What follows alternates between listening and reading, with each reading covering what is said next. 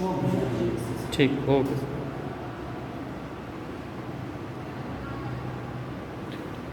Hello students, मैं Manoj Agarwal for the India classes. कल आपने इससे पहले मिसलेनियस में मैंने आपको बायोमोलिक्यूल्स में जेनेटिक मटेरियल डीएनए और आरएनए के बारे में फुल डिटेल से बताया था, जिसमें डीएनए को जेनेटिक मटेरियल कहते हैं और आरएनए को क्या कहते हैं। यहाँ पर आपको पता है आनुवंशिक सूचना वाहक कहते हैं। तो डीएनए आरएनए चूँकि इम्पॉर्टेंट पार्ट होता है, ठीक है, जेनेटिक मटेरियल भी डीएनए है, आनुवंशिक लक्षणों को पीढ़ी दर पीढ़ी वंशागत करता है, आगे ले जाता है।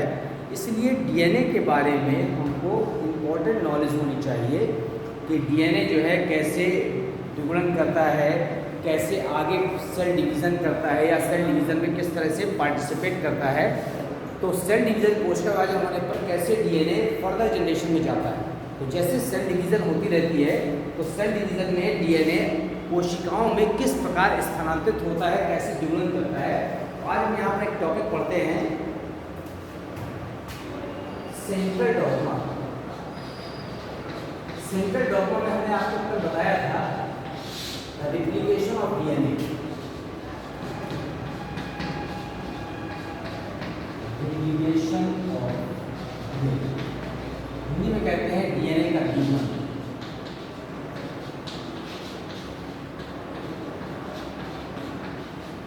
डीएनए का जो द्विगुणन होता है ये कैसा होता है, अर्ध संरक्षी होता है। इज अ सेमी कंजर्वेटिव, माने अर्ध संरक्षी।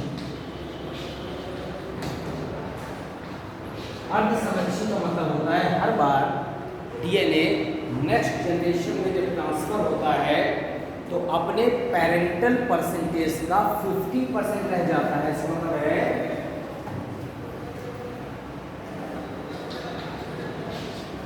नई पीढ़ी में स्थानांतरित होने पर पेरेंटल डीएनए का 50% ही स्थानांतरित होता है, स्थानांतरित होता है और शेष 50% नम्र होता है। तो हर बार नेक्स्ट जनरेशन पर 50% पेरेंटल डीएनए ट्रांसफर होगा, बाकी क्या होगा, नया। इसको मीसेल्सन एवं स्टॉल ने अपने प्रयोग द्वारा सिद्ध किया।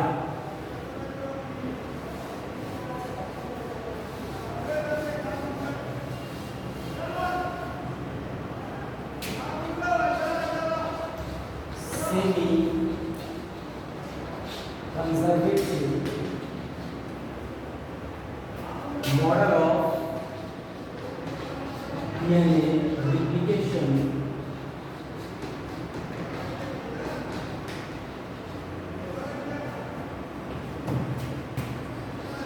represented by या proved by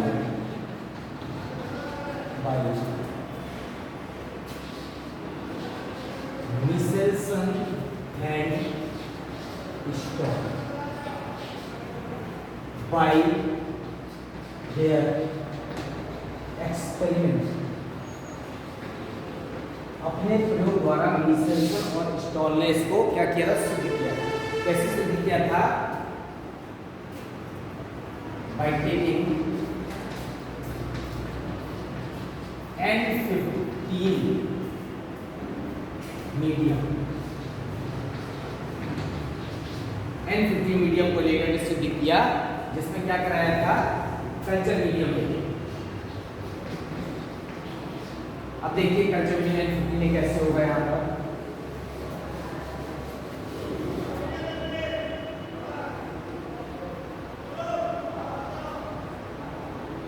this is the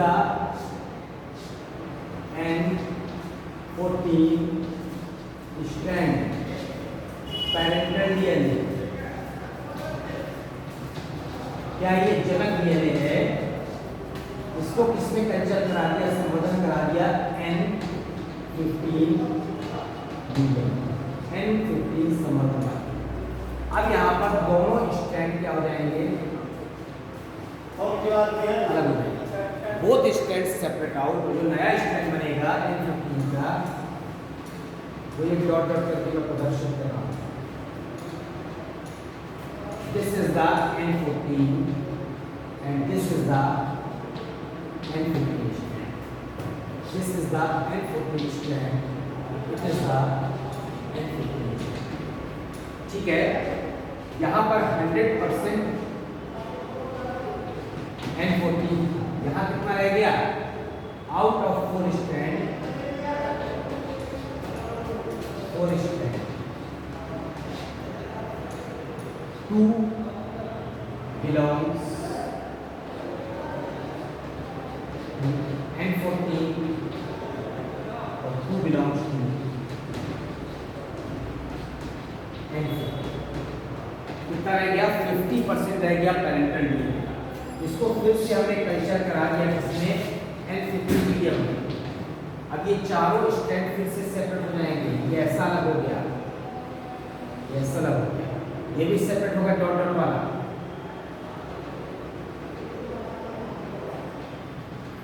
अब नया स्ट्रैंड फिर से बनेगा।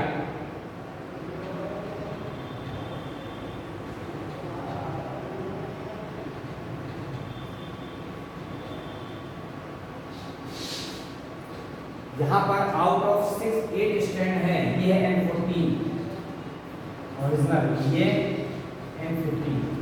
Out of 8 strands 2 belong to N14 और 6 किससे बिलोंग करते हैं?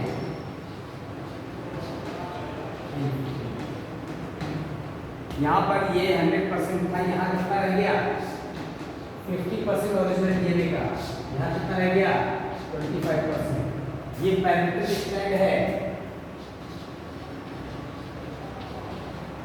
Parental generation. ये कौन सी जनरेशन है? It is the first generation.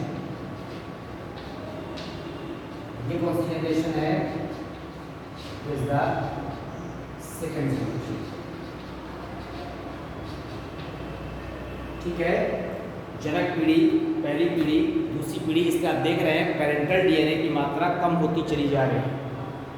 हम यहाँ पर जनरल आपको साइंस से बताते हैं, बायोलॉजी में व्हाट इज सेल, कोशिका क्या है।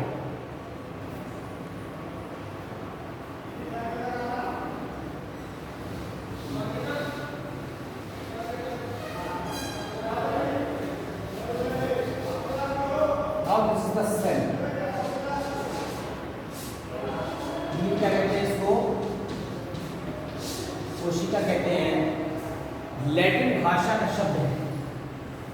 इस भाषा का लैटिन भाषा का एक शब्द है सेल्ला। सेल्ला माने होता है स्मॉल कंपार्टमेंट,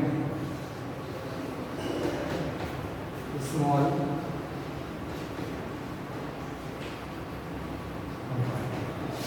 छोटे छोटे कोष्ठक। तो वास्तव में जो सेल डिस्कवर हुआ यहाँ पर, एक साइंटिस्ट थे रॉबर्ट हुक।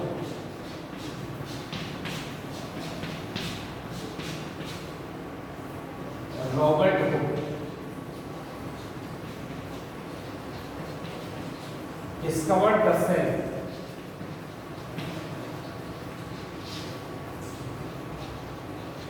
सेल इन और पौधों से विशिष्ट प्रकार का वुड प्राप्त होता है, जो क्या होता है? वाटर के लिए इम्परमिएबल होता है। That is called the cork.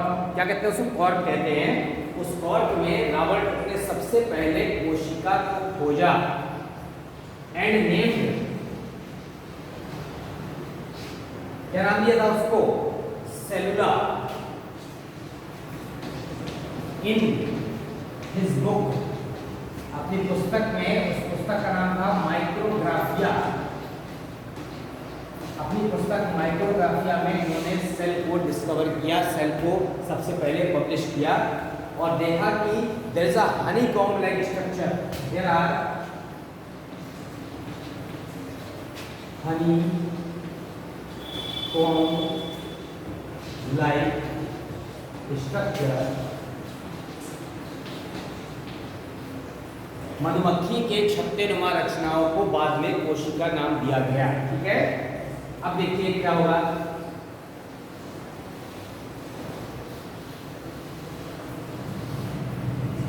Later on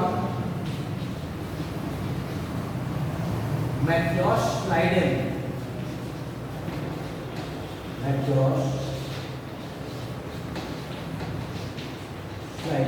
and Theodor Schwann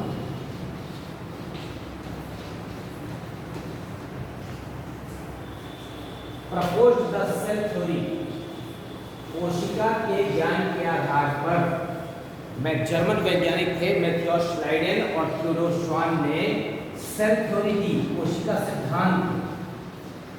क्या दिया था? कोशिका सिद्धांत।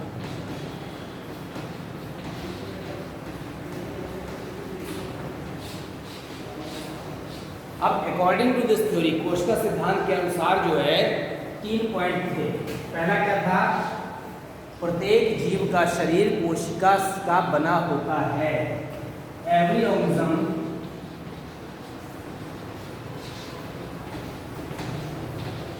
is made up of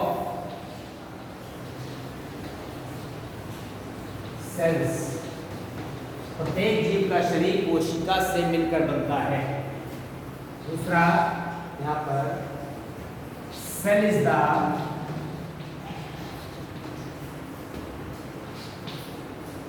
structural and functional unit, functional unit of life. कोशिका जीवन की संरचनात्मक और क्रियात्मक इकाई है। जैसे आप ये रूम देख रहे हैं, इस रूम की जो यूनिट है वो है ब्रिक ईंट। उसी प्रकार से कोशिका की संरचनात्मक और क्रियात्मक इकाई क्या है?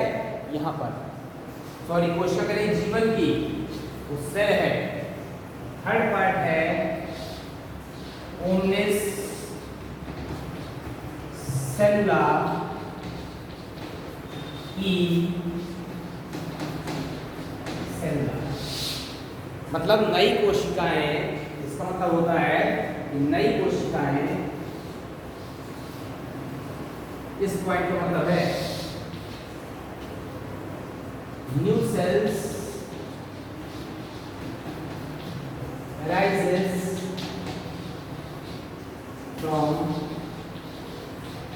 pre-existing cells।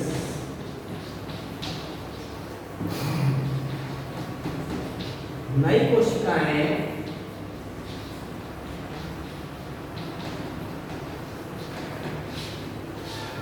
पूर्ववर्ती कोशिकाओं के, नई कोशिकाएं पूर्ववर्ती कोशिकाओं के विभाजन से बनती हैं।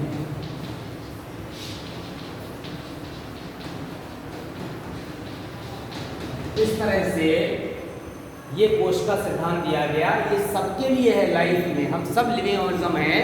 लाइफ में, जीवन में आवश्यक है कि आपको सेल या कोशिका के बारे में पता होना चाहिए कि कोशिका, हर जीव का शरीर, चाहे वो एक कोशिकीय हो या बहुकोशिकीय हो, वो कोशिका से मिलकर बनता है। दूसरा पॉइंट ये है कि कोशिका जीवन की संरचनात्मक और क्रियात्मक इकाई है। और तीसरा है कि नई कोशिकाएं पूर्ववर्ती कोशिकाओं के विभाजन से बनती हैं। जैसे टॉपिक आता है, कहीं एक क्वेश्चन लोग अक्सर पूछते हैं कि पहले मुर्गी आया कि अंडा, तो हमेशा पहले कोई जीव ने जन्म लिया होगा, उसके विभाजन से ही नई कोशिकाएं बन रही हैं, अपने आप नहीं प्रकट हो गई। अब जीवों में 2 प्रकार की कोशिकाएं पाई जाती हैं, टाइप्स ऑफ सेल्स।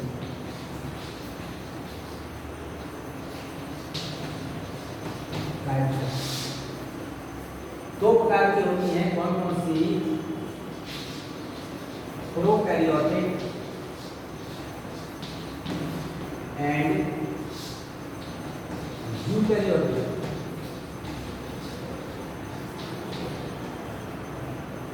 समझ रहे हैं? अर्थ देख लीजिए प्रोकैरियोटिक का।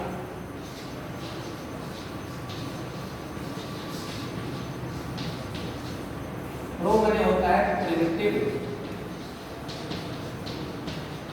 हिंदी में कहते हैं अविकसित।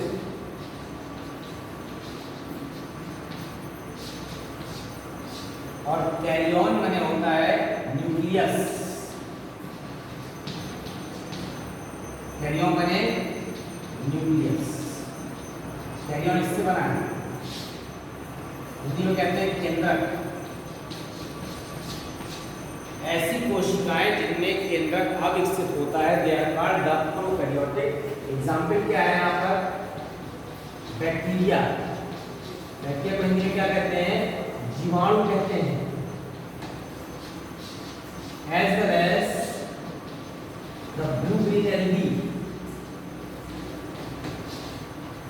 हिंदी में कहते हैं नीले हरे शैवाल।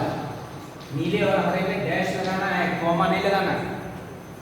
कॉमा लगा देंगे तो वो यूकैरियोटिक हो जाएंगे।